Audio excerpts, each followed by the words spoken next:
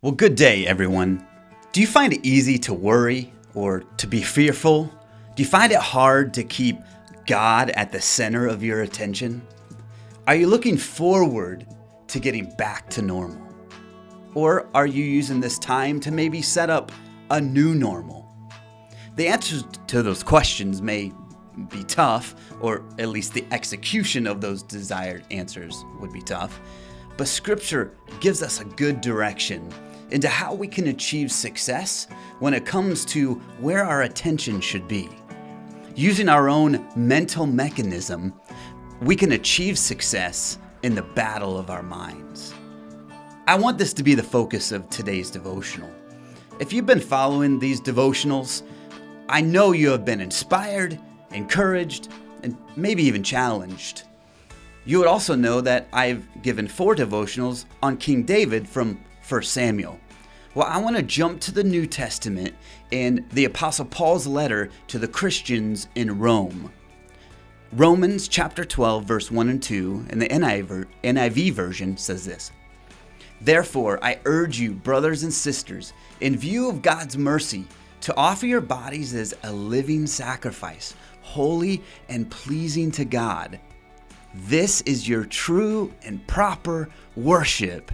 Do you ever ask the question of what is worship? There it is right there. Your body's living sacrifice is holy and pleasing to God every single day. "Do not conform to the pattern of this world," Paul goes on in verse 2, "but be transformed by the renewing of your mind.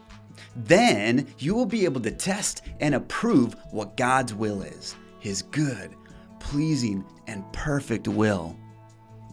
You know, it's interesting how Paul urges us to change our thinking. Literally, we need to refocus our brains. Here is something interesting about our brains in relation to focus. There's a limit to how much information on a moment-by-moment basis the brain can actually process effectively. To overcome this bottleneck, the brain has developed an effective system for prioritizing the incoming information, a mechanism by which only the most relevant and important information is focused on. And the rest, the noise, that's ignored. You know what this mechanism is? It's called attention. Your brain's attention system also helps you to switch your focus back and forth as required. It also enables you to divide your attention between 2 things at once when you're trying to multitask. And while on some occasions you only need to focus your attention for a moment, other times you need to maintain your focus over time. This is called sustained attention. It is this latter process of being able to hold your attention selectively on a particular goal or task while blocking out the unwanted noise over a period of time, which allows you to achieve mental focus. You know, 2 words to pay attention to here in regards to our scripture passage in Romans chapter 12. 2 words are sustained and unwanted. How do we achieve what Paul is suggesting for us believers in Rome first, but now 2,000 years later to us?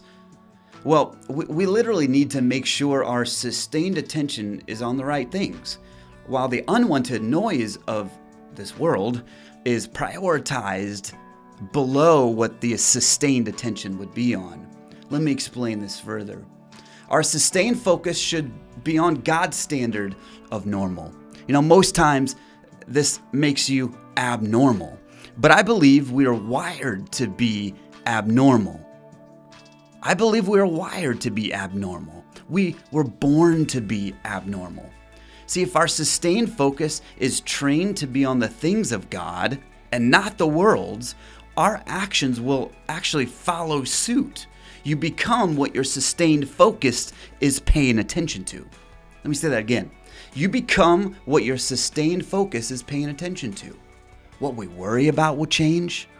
It'll be rewired.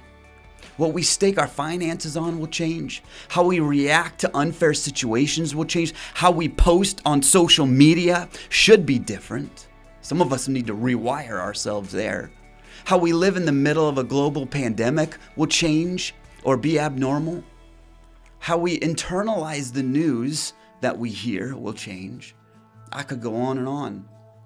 If you find yourself having feelings of immobilized fear and worry that causes you to do certain things that you know you're not supposed to do, or maybe you have anger outbursts that hurt others, then I bet God's presence and His Word is being put into the physical category of your mind called the unwanted noise, and not the category of our sustained focus. I'm not diminishing mental health issues. I realize there can be chemical imbalances and life situations that are completely unjust. But to those people and to all of us, I believe Romans chapter 12, verse 1 and 2 can give us hope that we can physically rewire our physical brains. How? Well, most of you know, but some may not know, that I have an 11-month-old daughter at home. We have this protective area of our house where her toys are safe and she's safe, that she can't go crawling around and falling downstairs. This boundary is what I call a cage. My wife calls it a protective boundary. She doesn't like when I call it a cage, but essentially to me, that's what it is. The other day I went over to this protective boundary and said, "Hey, Brinkley Bell, come to Daddy." I put my arms out, and immediately she dropped what was keeping her attention and crawled over to me and put her arms up. I picked her up, I embraced her, and we took a walk together. What she was paying attention to did not matter anymore in the presence of her daddy. I think this is what Paul is getting at with us Christians. Call us Christians to be abnormal when it comes to where our attention is and our focus is on. See, it's also found in other writings of Paul where, we need to come as little children. Actually, Jesus tells us to do that. We need to go to God as little children. But Paul also talks about not worrying, not being anxious about anything. This is probably not new to most of you, but some of us need to take it from our mind to our heart and then to our actions. But on a daily basis, we need to embrace God's presence over the presence of the news, maybe our stressful jobs, or our kids who maybe are now our students who don't want to do their work. I'm not saying those things are not important, and our brains are capable of caring about many things at the same time, but it's making sure that our sustained attention and the unwanted noises are prioritized correctly. There's a time to do our jobs to the best of our attention and ability. There's a time for our attention and focus to be on our families. And also our mental and physical health needs to be priority as well. It's even responsible to what is going on in our world. We need to be aware of those things. But when those things consume us, we have moved God to the unwanted noise part of our brain, and our actions will follow suit there. We need to drop whatever unwanted noise that is holding our attention and trust in the loving and trusting and peaceful and hopeful, powerful embrace of God's presence. It's this idea that whatever is holding our attention, God's there, and He says, "No, I want to spend time with you. I want you to be so engrossed in my presence that you're willing to drop whatever is consuming you, whatever is consuming your thoughts, whatever you're paying attention to, and just come and let me embrace you. Because I have peace, I have hope." Us Christians need to live differently because of this fact. I want to close with the same passage, Romans chapter 12, verse 1 and 2, but this time it comes from the Message, because I just love how the Message puts this. Here's what it says. "So here's what I want you to do, God helping you. Take your everyday, ordinary life, your sleeping, eating, going to work, walking around life, and place it before God as an offering. Embracing what God does for you is the best thing you can do for Him." Listen to that again.